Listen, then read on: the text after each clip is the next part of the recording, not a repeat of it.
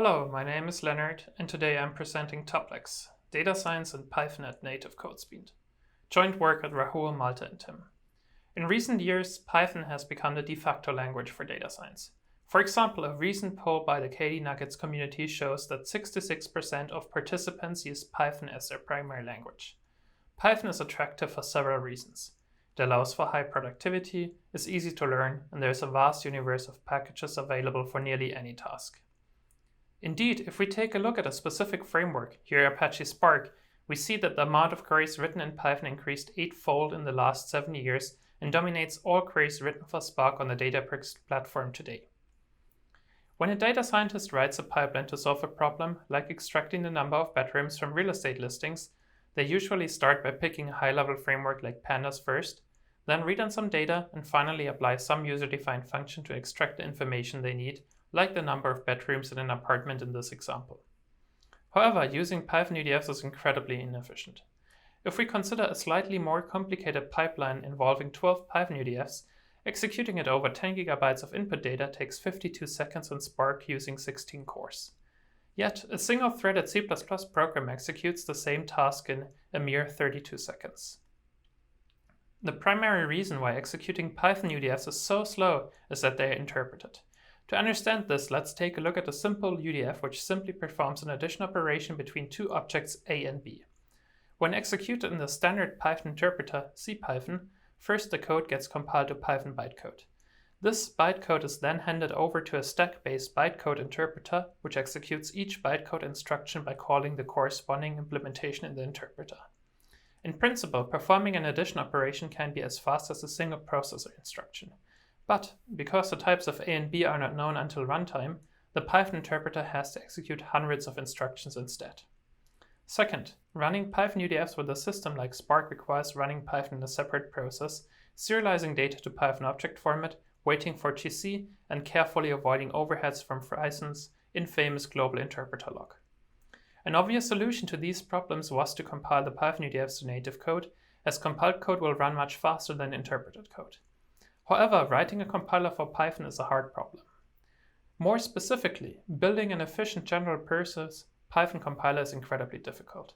Many projects have tried, but when we used those compilers with our data science pipelines, we saw no benefit or only mediocre improvement. The reason is that all these compilers still face the fundamental challenges of running Python code: dynamic typing and dispatch, the Python object format, memory management, and concurrency. In this work, we chose a radically different approach. Instead of building a general-purpose compiler for any program and any input, we focus on a concrete pipeline and its input data and specialize to it.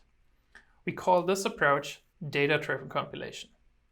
To solve the dynamic typing and dispatch problem, we generate code specialized in the common case and use the interpreter as a fallback for any other cases. To address the other challenges, we explicitly make use of the properties of UDFs, which are embedded in a data science pipeline. Since they are small, stateless, and called as part of a pipeline with a mostly known schema, we can match Python semantics with a much simpler execution model. The result is Tuplex, a novel data science framework with a data-driven, domain-specific, and special-purpose Python UDF compiler. Tuplex can be used like any other Python module, so writing a pipeline is as simple as importing it, creating a context object, and then writing a pipeline with high-level operators with UDFs, like in Spark or Dask. Remember our experiment with the 12 UDF pipeline in Spark? With Tuplex data-driven compilation, the same intuitive Python code now runs 15 times faster than in Spark. Our key technique to achieve this is to compile for the common case, which helps Tuplex avoid dynamic typing and dispatch in compiled code. By embedding the compiled UDFs within a compiled query plan, Tuplex can avoid most of the serialization overheads, and for garbage collection, Tuplex simply uses a region-based memory management. Moreover, since UDFs are stateless, Tuplex no longer needs a global lock for parallelism, but still matches Python's semantics. In the rest of the talk, I'll focus on the dynamic typing and dispatch challenge. Going back to the simple UDF, how does it actually get executed in the interpreter? If both A and B are integers, the result is an integer. If it was a float and an integer, an implicit cast happens and the result was a float. However, in Python, plus is also defined for string or lists, resulting in a concatenation operation. Finally, if two incompatible types like a string and an integer are passed to the UDF, the operation raises an exception. Yet, the challenge is that depending on what objects A and B represent at runtime, different code needs to run. This means that the interpreter has to perform costly type checks at runtime, look up and dispatch the appropriate methods, and perform error handling after each single operation. A naive approach to compiling this UDF to native code might be to simply generate code that covers every case. But the resulting code would be almost as complex as just running the interpreter, as it would have to contain all these code paths, including all conditionals and checks. This would make the generated code slow to run, and the compile time would be high. Compiling for every case is therefore infeasible in practice. Rather than compiling every case, we observe that data passed to a pipeline is typically quite homogeneous. This means that a single type assignment and code path, which we call the common case, dominates the overall performance. Therefore, Tuplex focuses on generating and optimizing the most efficient code path for the common case and defers all other cases and complexity to the interpreter. We refer to this approach as dual case processing, since it splits the data into two cases, the compiled common case and the interpreted exception case. This allows us to simplify the compilation problem, as we only need to care about a single set of types, and also maximizes the benefit of compilation, as we do not end up with a scenario where compile time cost may eclipse the actual runtime benefit. Let us take a look now at how dual case processing works in detail. A data pipeline starts with some input data. From this input data, Tuplex takes a small sample, which it then runs through the pipeline while tracing types and execution behavior in order to define variables types and what the common case constitutes. Once that's done, Tuplex generates LLVM-IR for the common case and lowers it into machine instructions. After compilation, Tuplex executes the actual query, passing all input data that matches the common case to the compiled code and all other rows to the interpreter. Finally, Tuplex merges the output of both code paths to form the final output data. Yet, some errors can still occur in the compiled common case code. For example, you could see a division by 0 even if all data has the common case types clearly defined. In this situation, Tuplex must match Python semantics and raise an exception. Moreover, since the assumptions of the remaining common case code don't hold, Tuplex cannot process further down the compiled path. In this situation, Tuplex falls back on the interpreter to process the bad row. In practice, this only happens for a small number of rows. Finally, the exception case path in the interpreter might produce rows that don't match the common case schema. Together with the rows we fail to process successfully, we store these rows in a separate exception pool. Importantly, Tuplex never crashes the job when it encounters a bad row. This failure-free design actually falls out neatly from the dual case processing model. It also allows Tuplex to expose convenient error handling mechanisms to data scientists. For this, Tuplex provides two special high-level operators, resolve and ignore, that data scientists can use to indicate how to deal with bad rows in a data science pipeline. Tuplex Web UI supports users in dealing with such bad rows by displaying them the code together with the exceptions recorded and a small data sample for better debugging. We implemented Tuplex in around 67,000 lines of code and match Python semantics, with most Python features used in UDFs today being supported. Finally, Tuplex achieves parallel execution via threads on a single server or via serverless Lambda functions in a cloud setting. In our experiments, we compared Tuplex to widely used systems that support Python UDFs and also compared its performance to handwritten baselines. In our paper, we show further results that compare Tuplex to other Python compilers, measure how it stacks up against state-of-the-art query compilers, and present a drill down on the dual case design. For the rest of the talk, I'll focus on the first two questions. To compare Tuplex to other systems, we implemented 5 pipelines with different characteristics.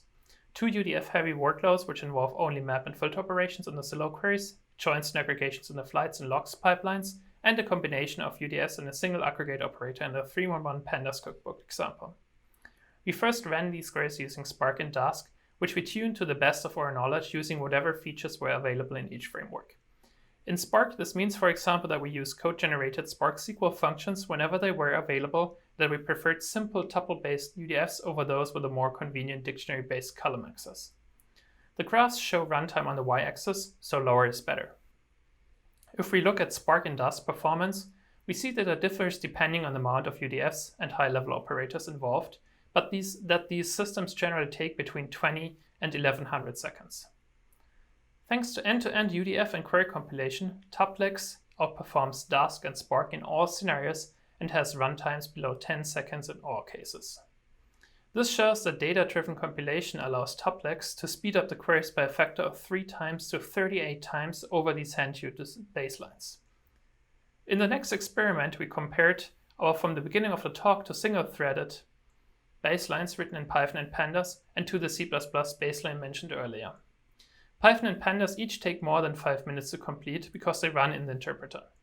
The C++ baseline needs only 32 seconds to perform the same task, but it is much harder for data scientists to write, and it's also way harder to develop a multi-threaded version. In a single-threaded mode, Tuplex runs the same query in 42 seconds, which is within 25% of the highly tuned C++ baseline. Tuplex, of course, also supports parallel execution, while multi-threading the C++ baseline wouldn't be that simple. With 16 cores, Tuplex takes 3.5 seconds to run the pipeline. To sum up, with data-driven compilation, Tuplex outperforms single-threaded Python baselines by 1 order of magnitude and comes within 25% of a C++ baseline.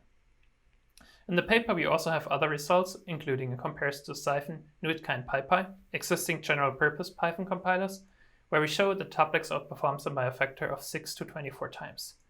We also show that Tuplex is competitive with Weld and within 3 to 8 times of Hyper's index-based execution. Finally, we find that optimizations enabled by dual-case processing improve runtime by up to 3 times, and that Tuplex is also able to perform well distributedly with its Lambda backend, which is able to outperform a comparable Spark cluster by 5 times. In summary, in this talk we presented Tuplex, a new data science system specifically designed for Python UDFs. We showed that data-driven compilation and dual-case processing make UDF compilation feasible, and that Tuplex is able to achieve speedups of 3.7 to 38.5 times over today's widely used systems. To conclude, let me show you one more thing. Here we have the 311 query from the Pandas cookbook processing a CSV file to clean and aggregate subcodes. Using 64 cores, Tuplex processed the file in 2.5 seconds. It's pretty much already done before Spark even started reading in the file. Let us see now how Spark does it. Because I have limited time in this talk, we had to speed up parts of this recording.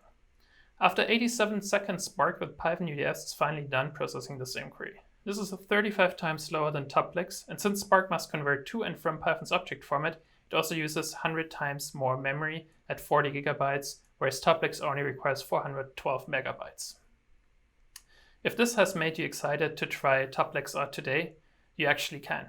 Please head to our website tuplex.cs.brown.edu and get your version running today.